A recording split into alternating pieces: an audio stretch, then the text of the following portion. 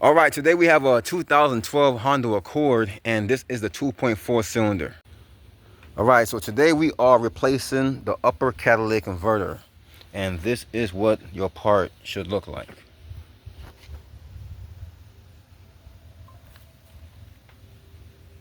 And these are the gaskets that go with the upper catalytic converter, and this is what they look like. This one here goes up top, and this one here goes down low. So the upper catalytic converter is located right here on top. You can see where the O2 sensor is. It goes right in on top of the converter. So there it is there. So here's a converter that goes down here. We're underneath the car now, and you can see the other flange. So this is the bottom flange for it here. And there are 3 connections. So there's 2 connections for the flange itself. There's a connection here and a connection here, and that will undo the flange. But you can see there's a bolt here that holds it to this mount. So you have to remove that bolt to remove this flange from that mount in order to get this flange off and this converter changed. What we're going to do is we're going to take a wire brush while we're down here, and we're going to clean all of our threads. And then we're going to take some penetrating oil, and we're going to spray all of our bolts and everything and let it sit for a couple of hours before we get those off. So this is the front catalytic converter. Right down back here is the rear catalytic converter. So this is the catalytic converter that's further downstream.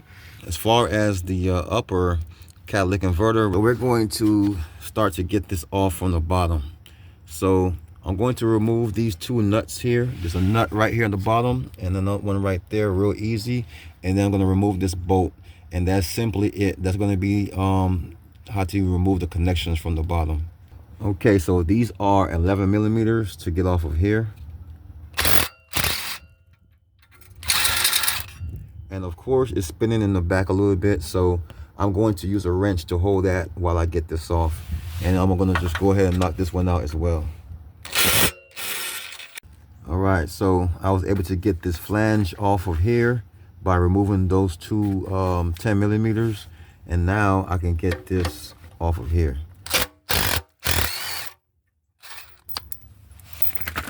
All right, so the bottom of this flange is now free.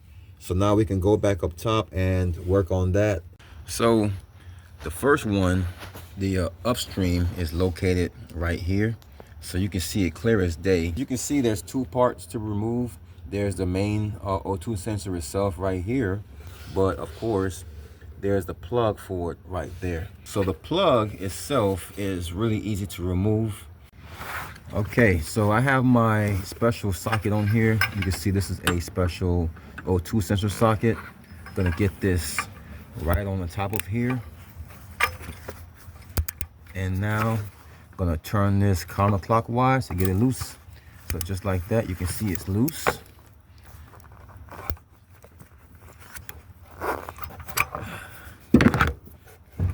You can see it's loose. We can take this up now. You can remove this finish removing it by hand. And get that out of there. All right, so the second one is located down here on the side. In order to reach it, it's best to remove this tire here. And then again, this is on the passenger side. So, and you can see it right there, clear as day, and the harness plug for it there. So once you get the harness plug off right there, you just squeeze that tab and release it. So I'm gonna go ahead and get this harness plug off now. So now I'm underneath. I'm gonna try to use a regular 22 millimeter wrench and get that on there, and hopefully that can get the job done. Yeah, I think it turned. Yeah, it turned. So the wrench, the 22 millimeter wrench from underneath, got it to turn. All we have to do up here now is remove these 2 bolts right here at the top, and then this bolt right here. Okay, so now with this shield off, we can clearly see the nuts. So there's 2 nuts on top and then 2 nuts on the bottom. So let's go ahead and get all 4 of those off, and then this should be completely loose. All right, so I have all 4 of these nuts off now, so you can see that it's loose. So just pull that right off like that, and we can lower that down easily to the bottom. All right, so this is the old part here, and you can see it has so this one has a gasket on the flange, so we have to make sure we put our new gasket in the same exact place. All right, so now that we got this old one out, we can see what it looks like in comparison to the new one. So it is a little different. This one here looks a little bit more bulky, but it's really just the heat shield. If you turn it over, you will see that they're really the same size on the inside. So the heat shield on this one, on the new one, is welded, and this one is bolted, but this one can't fit on this one anyways. So there's no reason to remove this one. And if you look down here at this flange, this is the old gasket here, and this is our new flange gasket that goes on to this new one. And this is the old gasket that goes up top, and this is our new gasket that goes top in our new one. So I'm gonna get ready to start putting this one in, but first I'm going to clean up some surfaces. So on the back side of here, I'm going to clean up on the back side of here where the top bolts up to, just to make sure that everything goes back on nice and smooth. And then I'm going to clean up that flange right down in there. But I'm not going to try to do too much. I don't want anything getting down in there. So I'm just going to do a little bit of cleaning on the outside to make sure that we have a good seal. All right, so we can see this is not tight at all. I barely have this up there. So I just put the gasket on there first, then I went from beneath and put this in from beneath. And so remember, at the bottom where that little anchor point is, you have to put that on top of that bracket, and then you set these. So don't try to set these and then set the bottom. You want to set the bottom on that bracket first, then you set this up here. And so now I have these nuts on here, but they're not tight. So what I'm gonna do is, before I tighten these all the way down, I'm gonna go to the bottom and get the bottom situated. So since I can move this around here, I'm gonna just drop this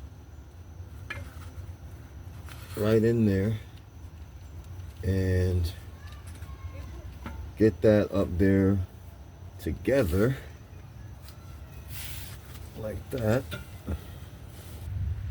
So the new part is threaded, so I can just get the bolt to go and thread straight into there versus getting the nut to fit in the back like they had it rigged up in the beginning. So all you need is the regular, if you have the regular bolt that came out, then you're fine. But if not, then you have to go get the right bolt for it like I did. So I got the right bolts on both sides now.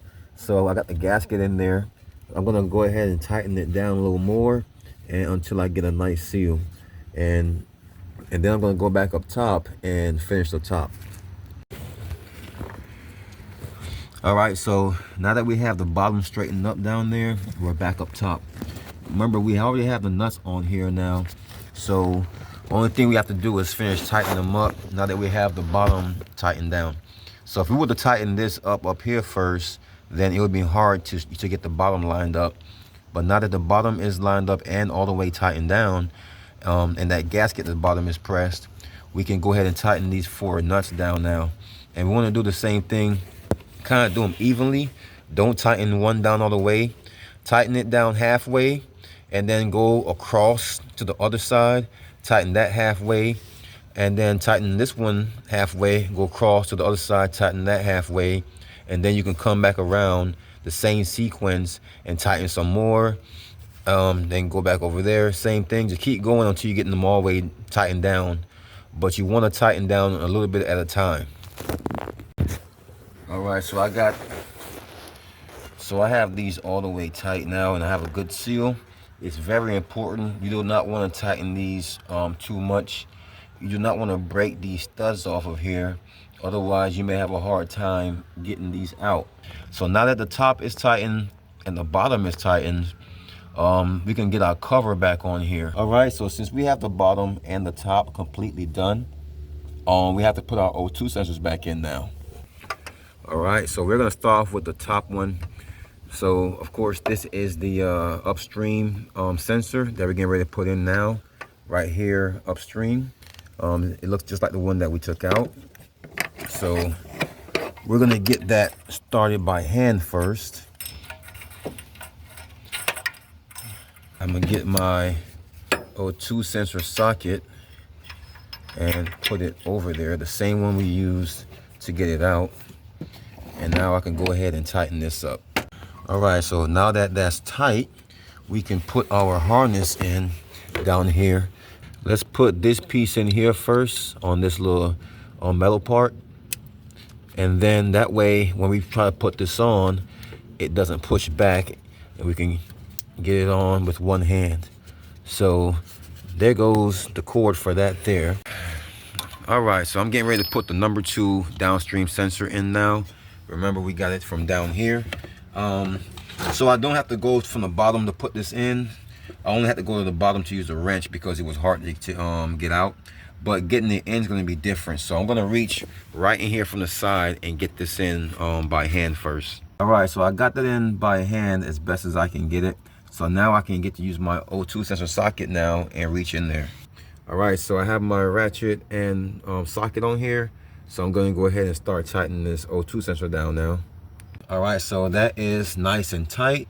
So let me get my plug, and I'm going to plug this right back in right here.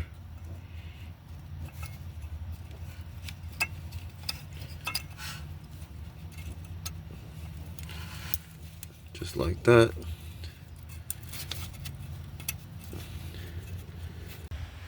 All right, let's get this tire back on here. Okay, so we can reconnect our negative battery terminal, and that is it. That is how you change your upper catalytic converter on this vehicle.